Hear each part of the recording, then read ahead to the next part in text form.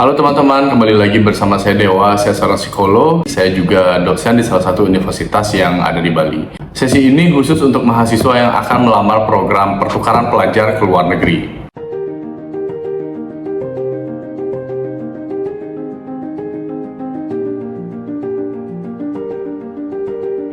Belakangan ini ada banyak sekali program pertukaran pelajar ke luar negeri, baik itu diselenggarakan oleh negara ataupun yang diselenggarakan oleh universitas dan fakultas masing-masing.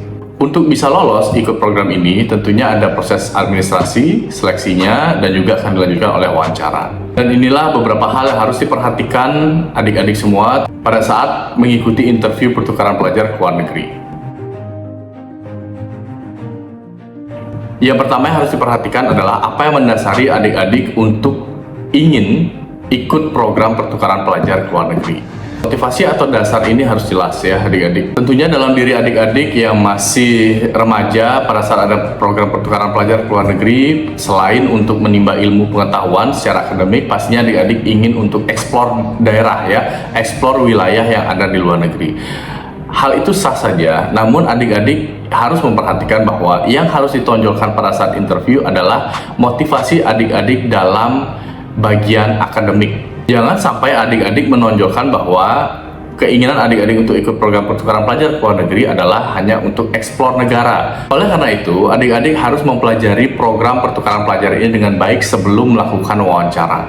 Apa saja programnya, bagaimana mekanisme pelaksanaannya, termasuk juga mempelajari negara tujuan adik-adik dan juga universitas tujuan. Dengan mempelajari ini terlebih dahulu, maka adik-adik akan memiliki motivasi ataupun dasar yang kuat mengapa adik-adik ingin ikut program pertukaran pelajar ke luar negeri. Jadi ingat adik-adik bahwa adik-adik mengikuti program pertukaran pelajar ini adalah untuk tujuan akademik, untuk memperkaya atau membuka wawasan adik-adik terkait bidang ilmu yang adik-adik sedang tekuni saat ini. Jadi jangan sampai adik-adik nanti menonjolkan bahwa adik-adik ingin keluar negeri hanya untuk jalan-jalan ya. Yang kedua, yang harus adik-adik perhatikan adalah readiness. Readiness itu adalah persiapan ya. Pastikan kepada interviewer bahwa adik-adik itu siap secara mental, bahwa adik-adik memiliki kesanggupan untuk mau berusaha, untuk mau beradaptasi, dan mengetahui dengan betul budaya akademik dan juga apa yang bisa dilakukan maupun apa yang tidak bisa dilakukan di negara ataupun di universitas tujuan. Begitu juga adik-adik sudah mengetahui dengan betul apa saja tugas adik-adik yang akan adik-adik hadapi di sana. Dan yang tidak kalah penting adalah tekankan bahwa adik-adik mendapatkan support ataupun dukungan penuh dari keluarga ataupun teman dan juga dari universitas asal. Selanjutnya, hal yang harus diperhatikan adalah bagaimana pertukaran pelajar ini bisa berkontribusi terhadap akademik adik-adik. Nah, seringkali pertanyaan interviewer itu adalah kenapa tidak di dalam negeri saja? Misalnya nih, adik-adik ingin mengambil prodi atau jurusan tertentu di luar negeri, mengikuti pertukaran pelajar tersebut.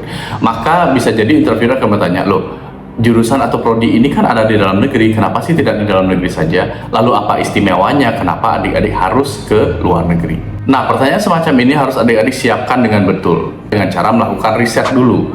Apa sih keunikan yang ada di prodi ataupun di universitas di luar negeri yang adik-adik tuju?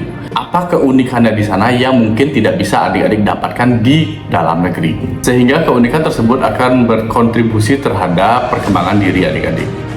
Hal lain yang harus adik-adik perhatikan pada saat melamar pertukaran pelajar ke luar negeri, mungkin saja interviewer akan bertanya kira-kira apa sih tantangan yang akan adik-adik hadapi pada saat di negara tujuan ataupun di universitas tujuan.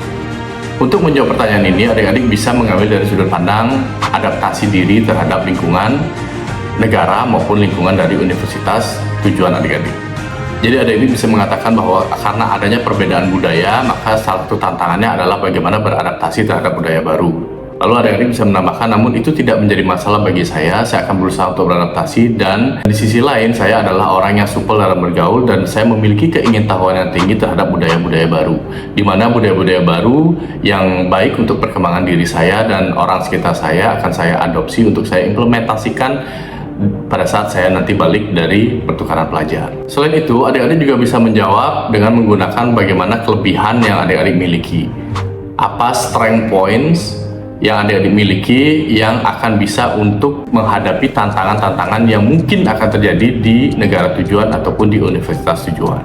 Baik adik-adik, itu adalah beberapa pertanyaan-pertanyaan ataupun beberapa hal-hal yang harus adik-adik perhatikan pada saat akan melamar program pertukaran pelajar ke luar negeri. Saya pribadi merasa sangat bangga bagi siapapun yang menonton video YouTube ini yang akan ataupun berkeinginan untuk mencoba dan berusaha mencari program-program pertukaran pelajar ke luar negeri.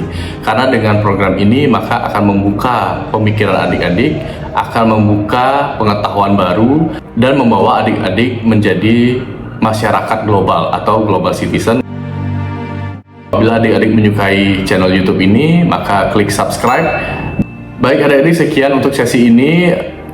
Kita bertemu lagi di sesi selanjutnya dengan topik yang berbeda yang tentunya akan bisa berguna bagi kita semua dalam rangka pengembangan diri maupun pengembangan karir, dan tentunya tidak jauh-jauh dari psikologi dan juga pendidikan. Sampai jumpa, good luck buat kalian semua.